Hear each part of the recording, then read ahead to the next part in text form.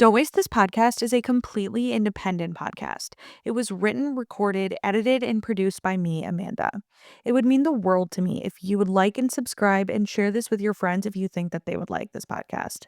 And if you want more access to ad-free content, you can head over to my Patreon and get access to every episode ad-free, in addition to another 6 hours of unedited and unfiltered interviews from this season. Warning. Throughout this episode, extremely graphic details about hurricane recovery, particularly in regards to human bodies and children, will be mentioned. Please listen with care. Do you remember where you were in late September, early October of 2024? Let me jog your memory. We were just coming off of Brat Summer.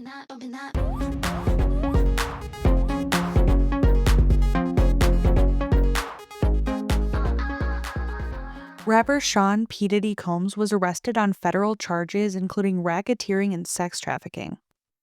Diddy's homes were found with more than 1,000 bottles of baby oil during multiple raids leading up to his arrest. According to the indictment, they were reportedly used for freak-off sessions which he allegedly orchestrated and forced victims to join. Taylor Swift's Eras tour was winding down after 2 long years on the road.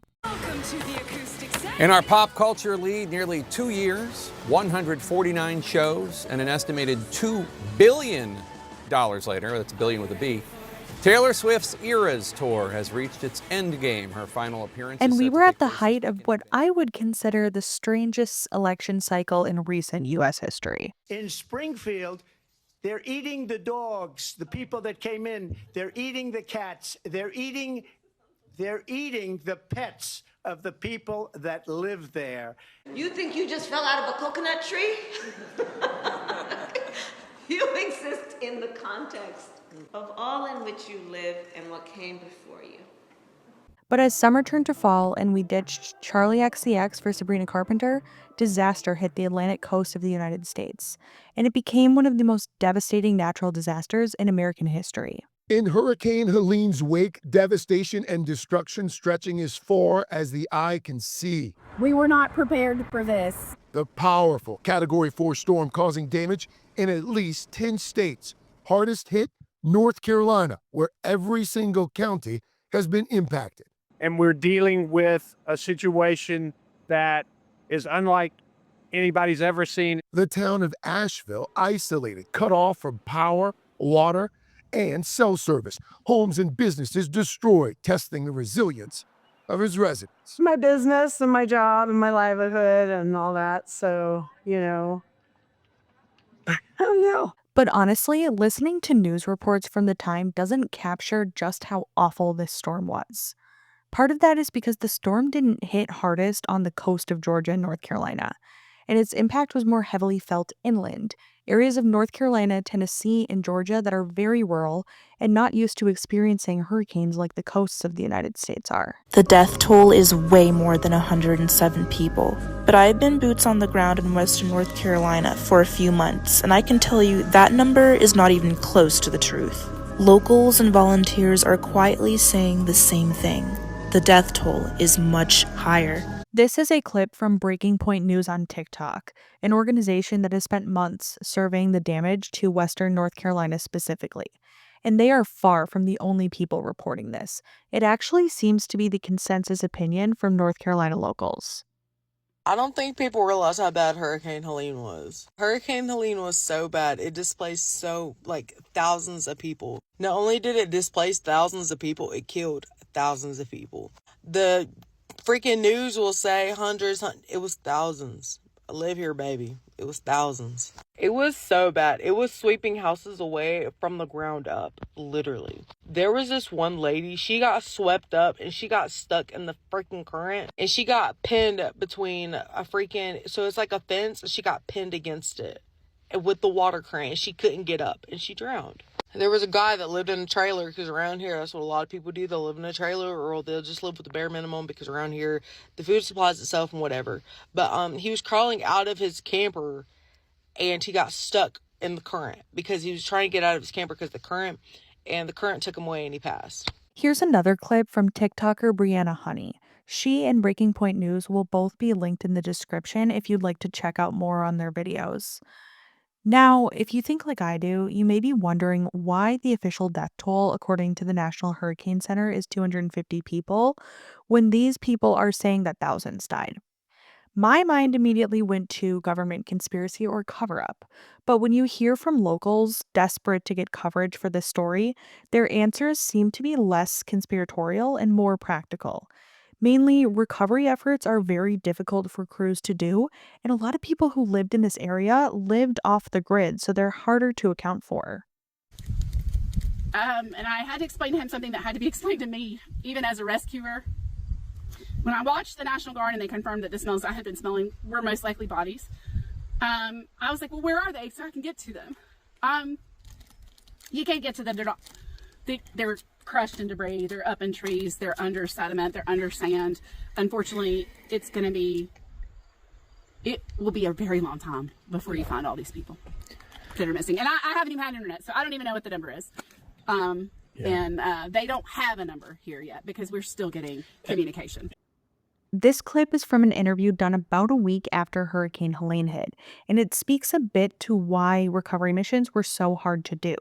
Not only was phone service completely cut off in many areas, so communication was difficult, but water levels remained so high and had risen so high that, as the woman describes, people's bodies were scattered all over and they couldn't be found.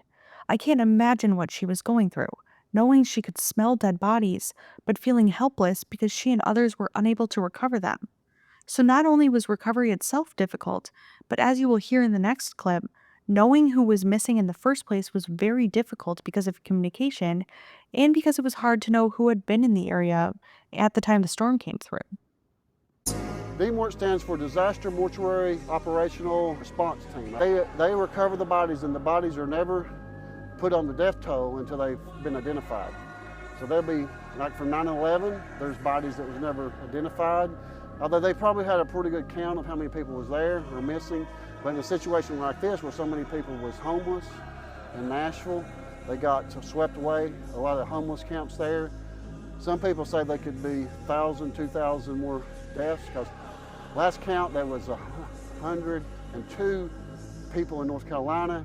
We're in Polk County, right outside of Saluda. There's one official death, and that was from a mudslide. And her husband survived, so he could identify who she was. It was right there at her house. But in these situations, these bodies, we don't know where they washed from. The people who had experienced firsthand the devastation of this storm were desperate to get this story out. The scenes in the stories they told sounded like they could have been from war zones. The Hurricane Helene disaster in Western North Carolina was 1 week ago today. I'm talking to people at the Yancey County Fire Departments, and this is firsthand information and includes quotes. I'm going to try to say it in the calmest way I can because it's really difficult for me to read this on the note that I wrote down. There are 4 reefer trucks full of dead bodies. That we don't have numbers on total losses of life, and I don't even know how many people fit in a reefer truck. But there are 4 reefer trucks full of dead bodies. Small country fire departments are managing this effort. Country fire departments that operate off flip phones before this event. They are pulling dead bodies still out of the river. 5 bodies were found yesterday in the New Deal area. Legs are sticking out of the brush. 1 body was found on Claremont School Road. It looks like a nuclear bomb went off. Arms are under boulders. There's no places for these people to live because they can't set up temporary houses on mountainsides, and everything else is full of silt and wet or ravines or sinkholes. I'm having trouble even getting money out there, although it'll be resolved by the end of the day, because the bank has a sinkhole in the parking lot. A quote says, "It looks like a nuclear bomb went off. Don't know where to put the temporary houses." This is one of the coldest areas of Western North Carolina. One winter, I did some work out there, and it snowed almost every day I was out there. The question she asked me was, how do we get shelter for these people? So many pets have drowned, cows, dogs, farm animals, but people are bringing in hay and food. Yesterday, 10 people were rescued off the side of a mountain. And as soon as they were rescued, the mountain collapsed in a mudslide. So there are still active mudslides out there that are a huge risk to people. Kids are coming out of brush piles and creek beds saying, "Where are my mom and dad?" That's a quote. I have the GoFundMe in my bio. I'm getting wiring information for the fire departments.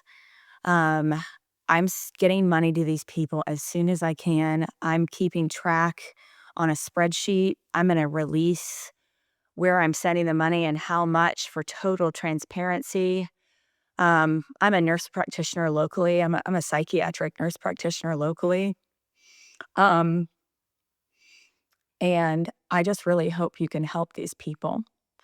So donate if you are willing. Share this video with your friends. Share this video with the news. Share this video with powerful people who people listen to. This community didn't have resources before. Lots of such a hardworking, fantastic community. A lot of people out there lived in trailers before. The trailers are gone. When I used to work out there, I would bring medication to people and people wouldn't have running water. This was before the incident. This is generational poverty in many areas, not the whole county, but many areas. I remember going into a home where two little old ladies didn't have any heating oil. So a natural disaster hitting an area that struggled with resources and poverty before is just devastating for these people. I mean, dozens and dozens and dozens of families have lost everything. Thank you so much for listening. Thank you for your time. They are so incredibly grateful, and I'm going to keep sending updates as I have them. In my opinion, when looking back at this particular storm, there are 3 reasons it did not get the attention that I feel it deserves. The first is the fact that the power went out in the area, so people couldn't share what was going on. The second is how many people living off the grid didn't have friends or family members that could report them missing at the time. And the third is because the storm almost immediately became political. I seen this post over on Facebook. Let me read it to you real quick. A lineman in North Carolina said they found a man buried up to his shoulders, and as they tried to dig him out, he said, "Don't. Please let me go. I don't want to live anymore." This is so sad. Listen to his reason why. They asked him why he didn't want to live, and he said, "Because my wife and children are gone." They told him, "Many people are still being found, and his family could be safe." And he replied, "I know they didn't make it because they're under me, and they stopped scratching my leg 3 days ago." And then it says, "But we send Lebanon more money." I can't imagine going through that. I can't imagine being the lineman that was trying to dig this guy out. It's just, there's so much going on over there that they're not telling us about. You can hear in that clip how political things got, and how quickly. In the post he reads, they mentioned the aid dollars the U.S. had released to Lebanon, which was due to the war between Israel and Iran's proxy Hezbollah, which is based in Lebanon, that occurred around the same time as the storm. Virtually every natural disaster is politicized in the United States today, maybe most notably Hurricane Katrina. But in the middle of the 2024 presidential election cycle, unfortunately, this was inevitable. Republicans believed that the Biden administration was not doing enough to help those displaced by the storm. This is the deadliest hurricane, second in the last 55 years. Only Katrina is deadlier than this. I had no idea how bad this was. The politicians don't know. Many people in this business don't know how bad this is. Joe Biden's administration, only one day before, went on national television and warned people at a binder briefing, which no one saw. Then today deployed soldiers. Today. FEMA, they say, got there on Monday. No one saw Monday. Still, no one's seen FEMA. George Bush, after Katrina, got ripped, coming 4 days to the site after. This is now day 5, day 6, if you count. While Republicans attacked the Biden administration for being away from Washington when the storm hit, Biden was at his summer home in Delaware and Harris attending fundraisers for her campaign in Los Angeles. Democrats retorted that the federal government was doing their job. They are right to claim that much of the problem came from the storm hitting ill-equipped areas of the country, and disaster response in areas like the ones that were hit are never going to be perfect. And every single water gauge on this river was knocked out by the flood. And we had a working water gauge during Hurricane Fred, and I've reported it broken since Hurricane Fred, but they never fixed it. So, and that was the only flood gauge for the entire Mitchell County. Are those put out by like NOAA? North Carolina Emergency Management is in charge of the gauges, and then they're supposed to get in touch with the state and tell the state when they're broken. But hey, I've only reported it to the state and North Carolina Emergency Management, the county, and the city of Mitchell County since Hurricane Fred, whatever year that was. And yeah, so we still don't have a working water gauge. We didn't during this event. Wow. It would have been nice. Recovery missions were not only difficult to do, they were also dangerous to do. There were reports of toxic sludge being released due to the storm that rescue recovery people had to deal with. The mud is so toxic, it's disintegrating the boots of people trying to clean up.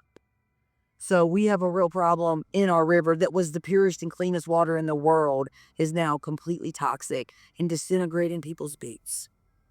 Yeah, it's bad. We're in a very bad situation. What's the river called? The Tow River. The mud from the floods is disintegrating people's boots and their clothing.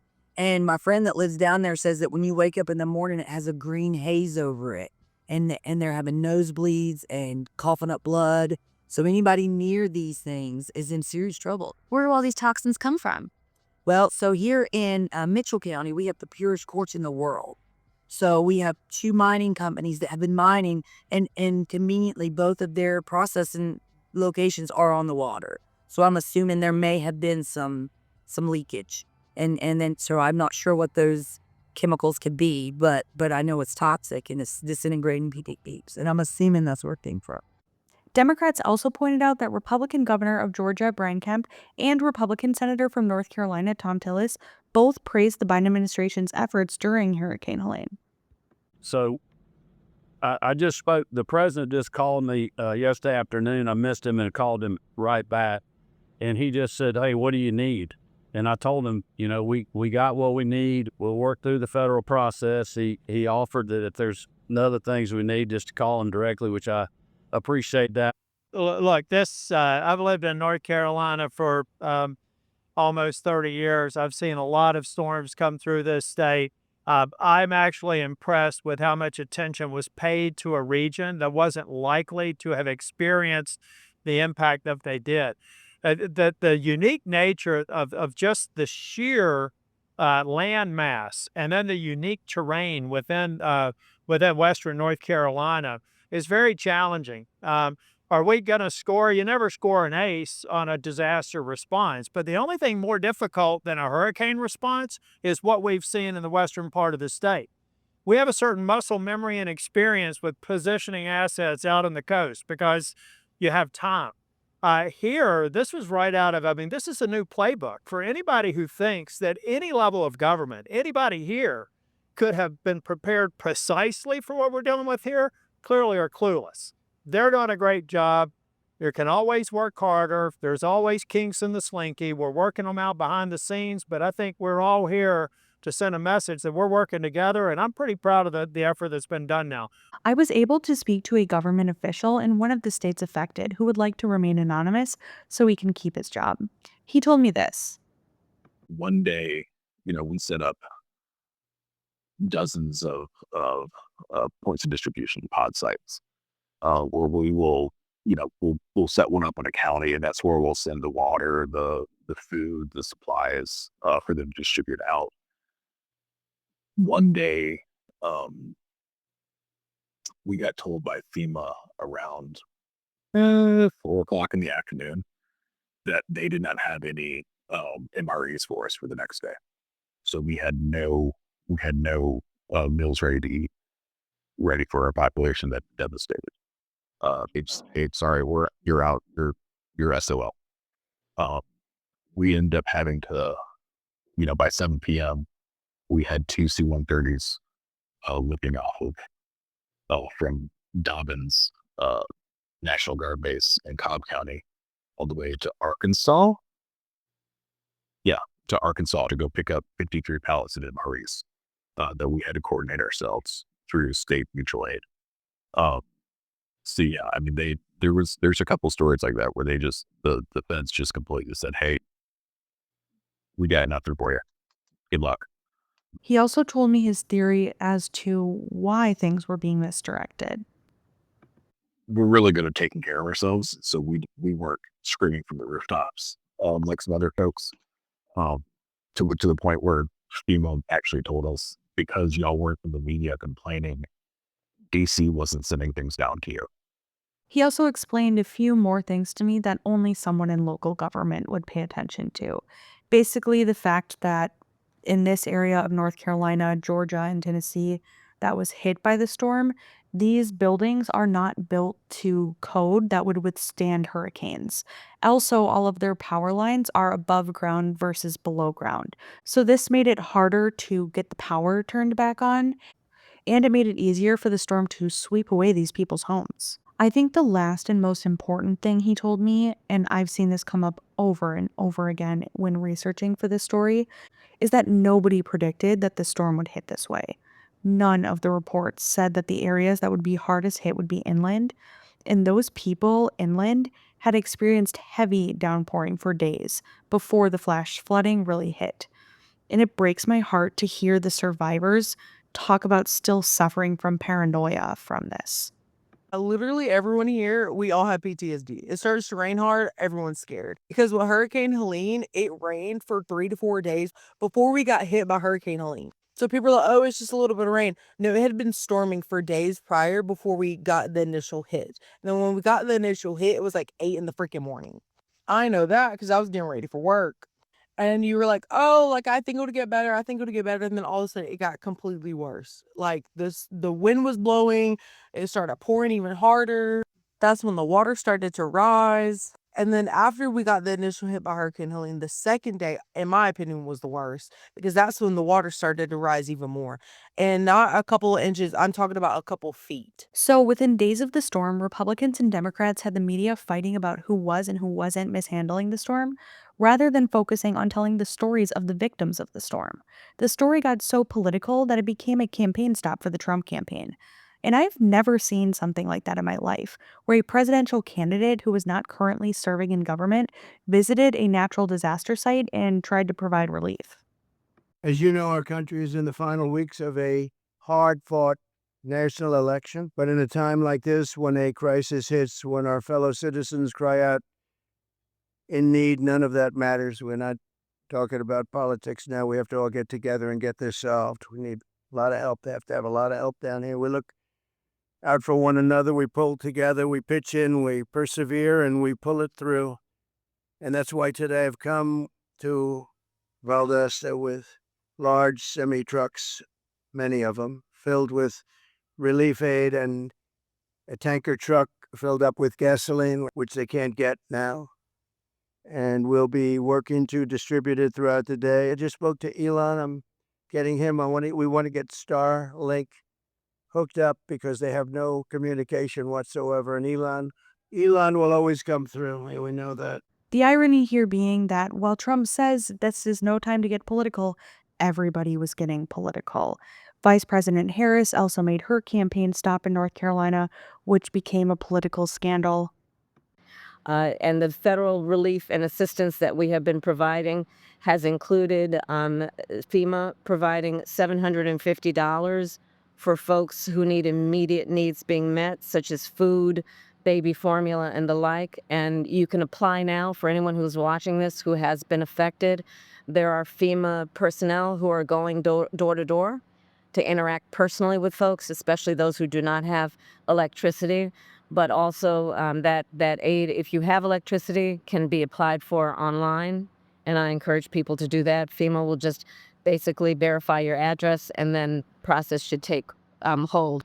This campaign stop by Vice President Harris became so controversial because of explosive reporting done by the Daily Wire about these FEMA house visits that she's talking about. The report shows text messages between FEMA operatives in which they were told not to visit homes with Trump signs out in front. According to a bombshell report by the Daily Wire, a FEMA manager told relief workers in Florida to not help homes with Trump signs. Internal messages obtained by the Daily Wire shows the list of rules for FEMA canvassers. Rule number 2, avoid homes advertising Trump. So after FEMA confirmed that the messages were real, Director Deanne Criswell fired the employee and called her messages reprehensible. In response, the fired FEMA manager told Primetime that this wasn't an isolated incident, and quote, FEMA has made me a patsy. At the time, Democrats claimed this was misinformation, although since then it has come out that the story was true and the people responsible were fired from FEMA. And to be fair, there were Republicans spreading misinformation. And now we have it, folks. We have the truth. So while Donald Trump was out there yesterday giving a press conference acting like he was the president overseeing the emergency response, literally acting like he's the president in charge, talking about all the wonderful things Republicans are doing, sounding like it's him in charge of the Republicans, while at the same time lying about the Biden administration's response, the truth comes out. President Biden asked Congress for more emergency funds to deal with the aftermath of Hurricane Helene, and Republicans said no. And if you want to know the source, it's no other than the New York Times. If you want to look it up, the headline is Disaster Funding Has Its Own Perils. Now the claims are getting even more bizarre. Marjorie Taylor Greene, the Congresswoman from Georgia, is now saying the federal government is literally controlling the weather. We're controlling the weather. It's beyond ridiculous. It's so stupid. It's got to stop. And then podcasts began speculating about how the hurricane would impact election results. After all, North Carolina and Georgia are swing states. Here's my question about North Carolina. You had these killer storms, which, by the way, was a third big story this week. Yes, another storms. And there's a lot of displacement in western North Carolina. Now, Asheville is a blue dot in that area. I was going to say, Asheville's voters there. Yeah. But those voters in Asheville are, they're the kind of voters who will figure out a way to vote. They're upscale, kind of liberal voters, and they're probably going to figure out a way to vote. I'm not sure a bunch of these folks who've had their homes and lives destroyed elsewhere in western North Carolina in the mountains there are going to be as easy to wrangle for the Trump campaign. So that's I don't know how that's all going to play out, but it's an unpredictable element in North Carolina that has made it maybe a little more interesting. Are you exhausted by all of this political talk and spin? Well, if you are, so is the rest of the country, which is why this story got swept under the rug so quickly. But I'm not going to let these victim stories not be heard. So I implore you to listen to these. But I'm warning you, some of these are really tough to listen to. Our family lost 11 people. My brother gets a call through. We're in the truck and he's on speakerphone. He says, "Are you sitting down?" Instantly that kind of triggered my senses to say, well, tell me what's going on. What's going on? He said, "Mom, Dad are gone." I'm like, "Gone? What do you mean?" I said, "They shouldn't have gone anywhere. Where would they go?" Sitting there dead. They're gone. So we don't know where they're at. And he said, "There's a lot of people over here that got killed. And he named you, my family members down through here that were gone too." I said, "Can I get there?" I made it here as people were gathered right up there on the road. That started 10 days, sun up to sundown, trying to locate everybody. My dad was the last one. We found him on the 10th day. I got my son to the highest point of the house that I could. But once the house detached, we ran into power lines and we ran into trees, which knocked us off into the water. That's when I went under and I lost sight of my mom and my son. I could hear them screaming.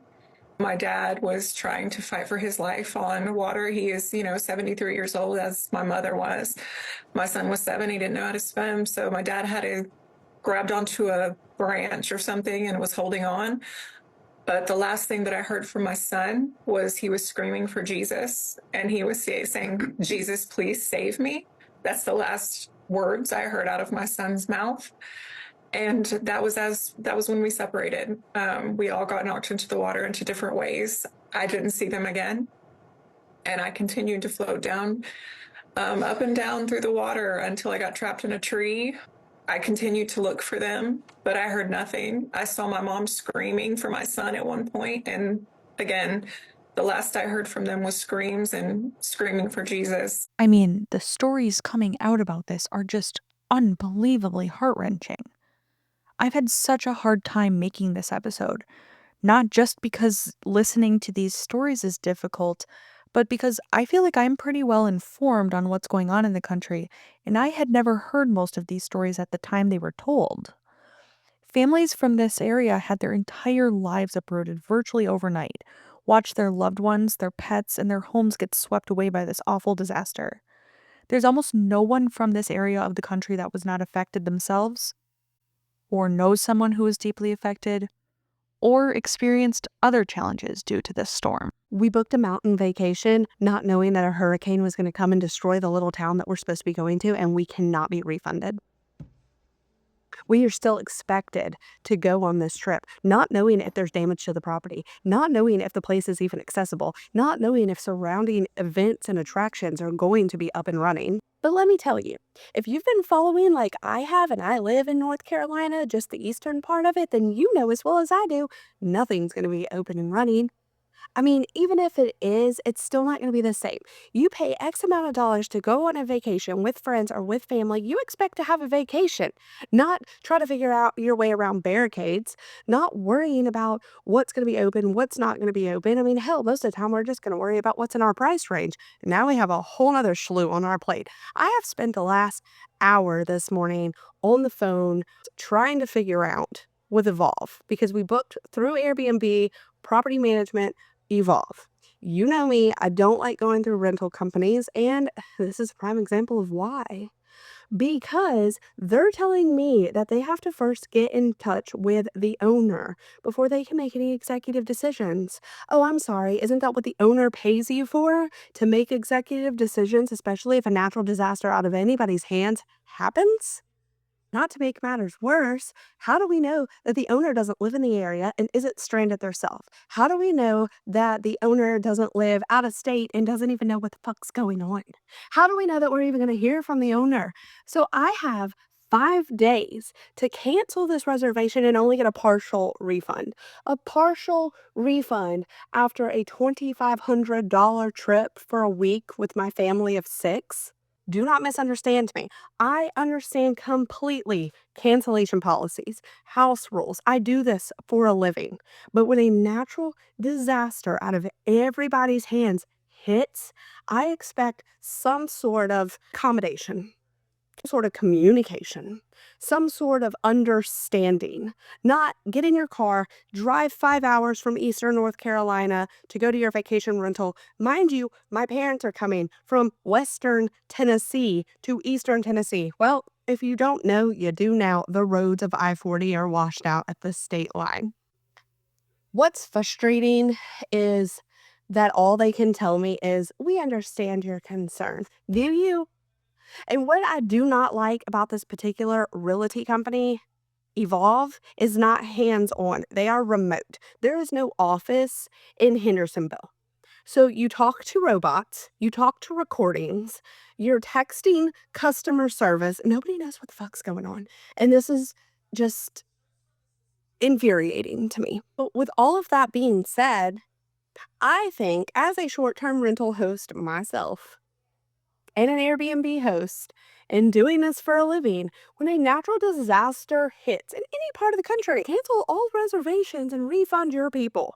Because 9 out of 10 times, your people aren't going to want to come to where a natural disaster hit unless they're documenting the natural disaster. Thoughts, comments, what should I do? Let's pray this works out. So as you can tell, some of these situations seem a bit more dire and traumatic than others. But seriously, if you found this video offensive, so did the hundreds of thousands of people who saw it on TikTok before it was taken down. This video was posted by a woman named Chelsea Russell, a Tennessee native who lived in coastal North Carolina. She posted to TikTok on a handle called Stay Salty. People scrolling through the horrific images and hearing the stories you've heard today came across her video and they were not happy, to say the least. The Daily Mail wrote a story dubbing her Hurricane Karen. TikTokers began stitching the video, calling her insensitive, and Reddit threads and local Facebook groups ignited over the viral video. People could not believe she would put her vacation rental refund above the horrific stories coming out about the victims and survivors of the storm. And although she deleted the video, she never publicly apologized. Instead, she posted a follow-up that she was refunded for her vacation and later posted another clip of herself to Taylor Swift's anti-hero with the caption, "Managed to piss off the internet today." But as the drama continued to unfold online surrounding this viral video, comments from former roommates, business partners, and customers began popping up. And it became very apparent that there were past problems they had with Chelsea that were unresolved. This season, we will dive into past problems and potential criminal activity that Hurricane Helene swept. This season, we will dive back into the past problems and potential criminal activity that Hurricane Helene swept back up for Chelsea's former friends, business partners, and acquaintances. But until next time, I'm Amanda. This is Don't Waste This Effing Podcast, Season 2, Hurricane Chelsea. And one more thing. If you are as horrified by these stories about Hurricane Helene as I am, I'm so sorry. I cannot believe we allowed dumb political jabs to supersede such an unprecedented, awful natural disaster in the US. And these areas of North Carolina and beyond have still not fully recovered. I have attached vetted resources in the description below for you to donate your time and money to should you feel called to. But ultimately, can we all just collectively promise not to let politics get so ugly like that anymore? Until next time. Thanks again for listening to Don't Waste This Effing Podcast. If you'd like to join the conversation online, please join the podcast Facebook group or follow my Instagram account for more updates on the story. If you want more content related to this story and free episodes, subscribe to my Patreon. This podcast is completely independent. It was written, recorded, edited, and produced by me, Amanda. If you could help me out by liking, subscribing, and leaving 5 stars in the review, that would mean the world to me. Thank you to my friends and family for the continued support in helping put out this podcast, particularly my parents, my grandma, my siblings Alex and Zach, and my friends Kate, Will, Joe, Morgan, Katie, Dalton, and Justin, as well as Vero, Alex, and Chloe for always responding to the texts and listening to a million iterations of the season before I press publish. These thoughts and opinions expressed throughout the season are those of the subjects interviewed and do not necessarily reflect the views of me, the podcast, or its affiliates. I reached out to Chelsea Russell, the subject of this season, with the allegations made about her accusers, and her comments on those allegations will be featured throughout the season. Resources and sources for the show will be linked in the show notes. If you have a story that you would like for me to cover, or would like help with editing, producing, and starting your own podcast, please email me. My email is in the description below.